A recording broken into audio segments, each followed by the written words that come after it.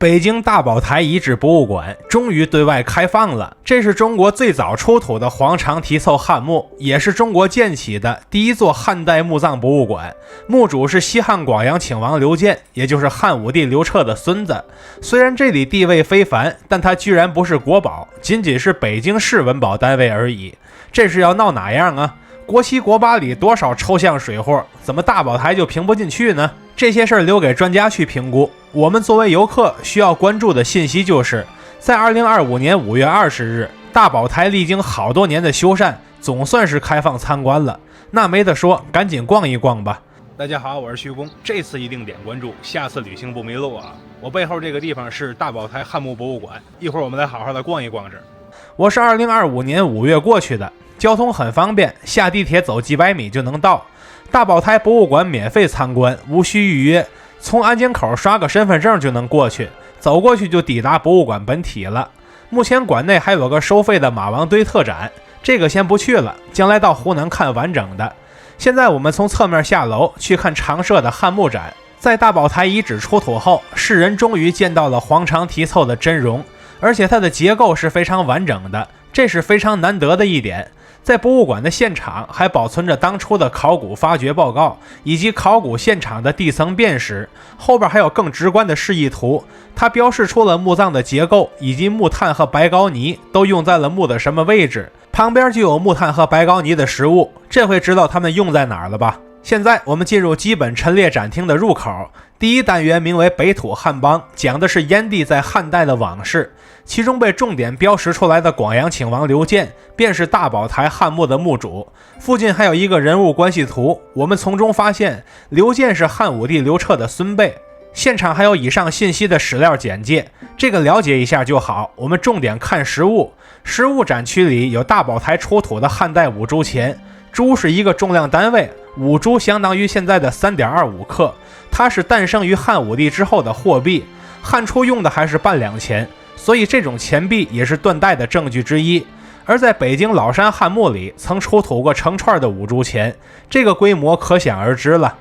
后面是一件漆盒残底，是漆器的一部分，如果仔细看能发现聂4年5月丙辰的字样，这也是断代的证据。后面的一对陶壶像是按照青铜器外形定制的陶板随葬品，因为青铜铺首衔环是可以用来滴漏的，那这两边的陶铺首衔环能滴漏吗？很明显不能，所以它只能是气氛组。后面是一根竹简，上面写着桥中阁五子梦6个字，阁指的就是村子，五子梦是人名，如此看来汉代的人名和我们也差不多少。然后是一组错金银8棱托，从它的外表来看已经看不出错金岩的痕迹了，托就是一种棒状兵器，属于是钝器，外观看着像是木头的，但展牌说它是铜器，如果是铜的那还是有一定杀伤力的。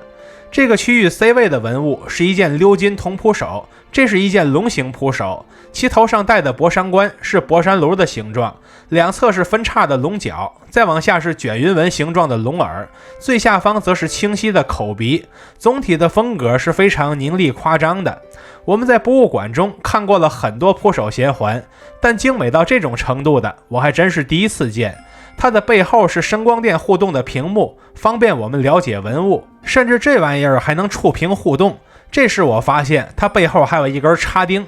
后面是一组出土于北京老山汉墓的陶器，全是首博的藏品，现在暂时挪到这边来了。我们来看其中的彩绘云气纹陶壶，它的顶部像是博山炉的形状，描绘的是海上仙山，腹部则是熟悉的铺首衔环，颈部则分成了几个三角形区域，内部则是云气纹，整体描绘的是汉代王侯的谪仙之梦。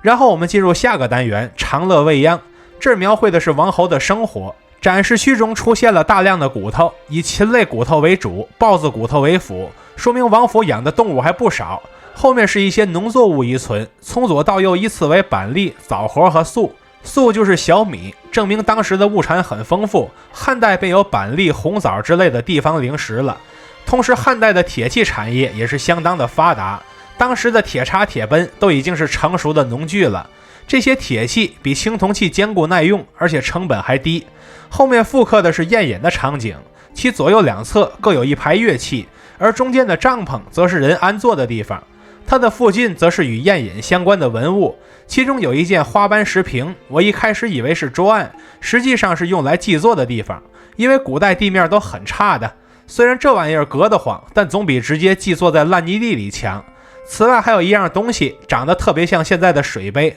这玩意儿叫做支，是一种放酒的酒器。说到宴饮，就要提到配套的宴会设备了，其中包括一大堆饰件，这不是挂在人身上的，而是安装在器具上边的，它们代表宴会用具的级别，同时也侧面体现了宴会参与者的身份。此外还有一套六箔棋子，这些都是用象牙做的，如果仔细看就能发现棋子的上边雕刻着龙虎花纹，你可以把它理解为汉朝的怪诞，想进步就得学会它，不然融不进人家的圈子里。附近还有一件云龙纹漆器，虽然残破到认不清全貌了，但如果仔细看就还能看出暗金色的云龙纹。后面的铜虎阵是一个压席子的物件，毕竟那时候都席地而坐，虽然物件很普通，但仍然做出了猛兽的造型来。此外还有一些丝织品，其中有一片酱紫绢地刺绣，这个颜色已经褪得暗淡了，而且只剩下了一小片，推测是用来罩棺材的。另外还有一件破损的漆洗纱棺，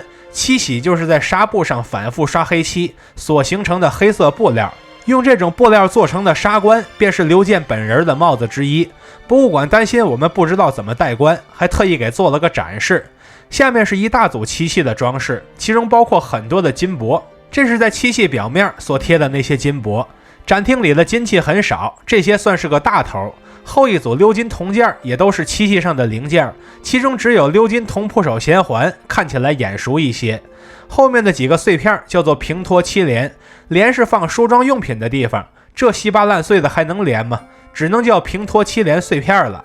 然后是几面铜镜，其中的莲湖纹铜镜虽然破损了，但上边的莲湖纹倒是还在。后面有一面四乳四悔纹铜镜，四个凸起的圆疙瘩是四乳，它们中间的花纹说是结合了四神兽和其他鸟兽纹的悔纹，但你们觉得像吗？感觉只是在龙蛇纹外加了点云纹而已。后面是一组珍贵的装饰品，其中仅有一个大个的异形物体是玛瑙材质的，以及一些珠子是玛瑙的，后边还有2颗琥珀珠子，其余全都是玉制品。其中有2个特小的玉鸽，做得特别别致，能做成这样真的不容易。以上这些物品的材料大都是从丝路运输过来的。再往后是一大批被单独展出的重要文物，我们来逐一看。其中有鸡血红蚕丝玛瑙，其外表已经磨光，颜色层次非常丰富，而且还是天然形成的。慢说是在古代，就是在现代，它也是价值不菲的收藏品。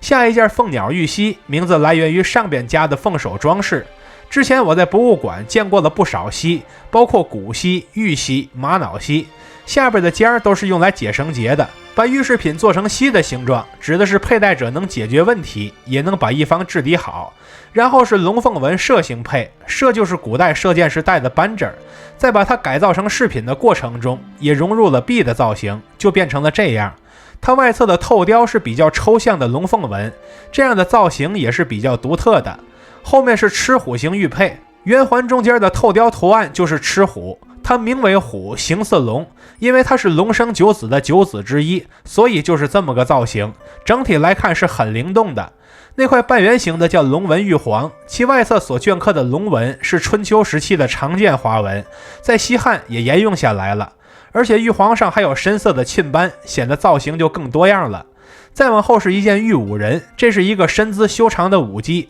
一只长袖在上绕过了头顶，另一只手则插在腰间，长袖垂下。仔细看这件玉佩的头部和脚部则各有一个孔，这样就方便悬挂了。现在我们来到黄长题凑墓本体所在的展厅，这是我第一次见到黄长题凑汉墓的实物，该说不说有点激动。它最靠前的位置是车马殉葬坑，这边马骨架和木轮车的下边就是地下水，它很容易将车马坑侵蚀掉。根据施工报告显示，当时的工作人员用丙烯酰胺做了灌浆防水，所以才能被保存下来。这个位置出土了不少文物，其中包括鎏金铜节约，这是用来节制约束马匹的工具，穿上带子就是完整的了。后面出现的铜鎏金车位以及兽面型轴饰，这些都是安在车轴上的零件。然后是一大堆的鎏金铜盖工帽，车上一般都有伞盖，这个是用来控制伞部来上下滑动的，同时也能充当装饰。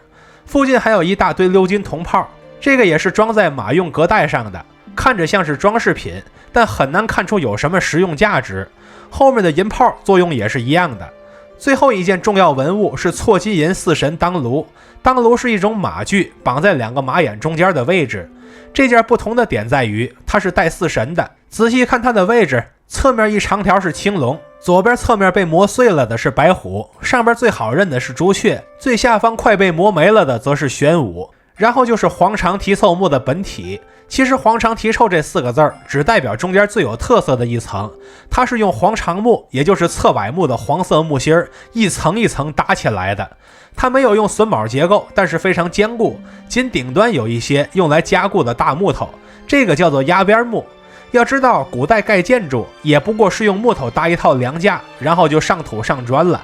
但黄长蹄凑纯是用木头搭的，而且用的还是黄心木，一棵柏树才出多少黄心木啊，所以很多木是掺假的。老山汉墓里掺了别的木头，中山王简墓里掺了石头，至于汉代之后基本上就已经是绝迹了。黄长蹄凑的外侧2层叫做外回廊，总体是一个回字形。刚才在上个展厅看到的豹骨就是在这出土的，既然它能在这个位置殉葬，想来这只豹子在生前应该是宠物。黄长蹄凑的内侧一层叫做内回廊，内回廊的中间就是墓葬的核心位置，放尸骨的地方叫做子宫，一共包括2层椁3层棺，棺板涂的是黑漆，其实黑漆下边还有一层朱漆，但不太容易看出来。棺木是靠内侧安装的，用来装殓流涧的尸骨。后一块黑棺板上镶着一块小木头，这个小木头叫做细腰，是安装棺板时用的榫，通常是先用锤子把中间敲细了，然后再填进2侧的铆里，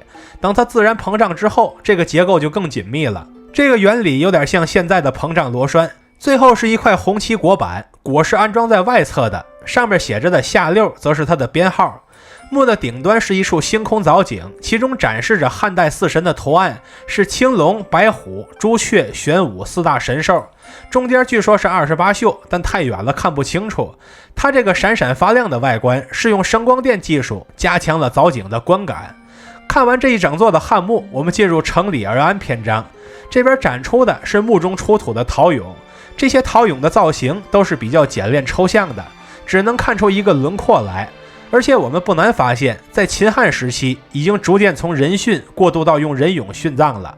然后是一大片陶器，其中的黑漆衣方口瓮比较特别，它内外都修了一层黑漆，里边则是陶胎，属于是不多见的按照漆器工艺加工的陶器，这是给普通的陶制随葬品上价值了。之后有一组陶鼎，也是从老山汉墓出土的文物，鼎石是身份的象征，生前要有，死后当然也要有。下面我们进入金玉不朽篇，其中最抢眼的展品是一件金缕玉衣，可惜是复制品，就看个3秒左右吧。旁边的展品中有一件蒲纹玉璧，古人的蒲席是6角形结构，所以蒲纹也是由小6角形构成的。至于其余的玉石类展品则大都是碎片，就不多说了。最后进入天人合一篇，这边讲的是修仙。看其中的黑漆陶鼎，它这个盖子的造型我们之前看过好几次了，它就是海上仙山的造型，名字则叫做博山。为了方便我们看博山，博物馆还把很多博山形的盖子给挑了出来。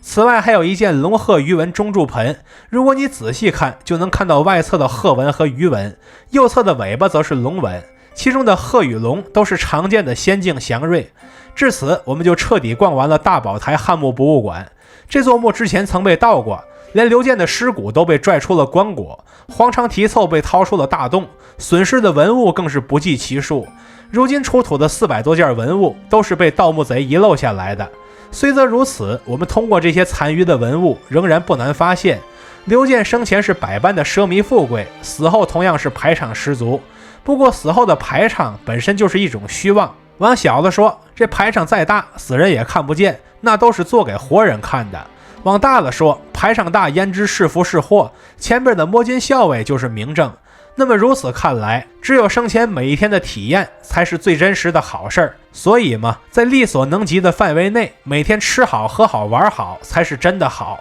如果能这样过完每一天，倒也是不枉了这一生。看到这里的朋友，不妨点赞收藏加关注，和徐工一起读城，一起旅行。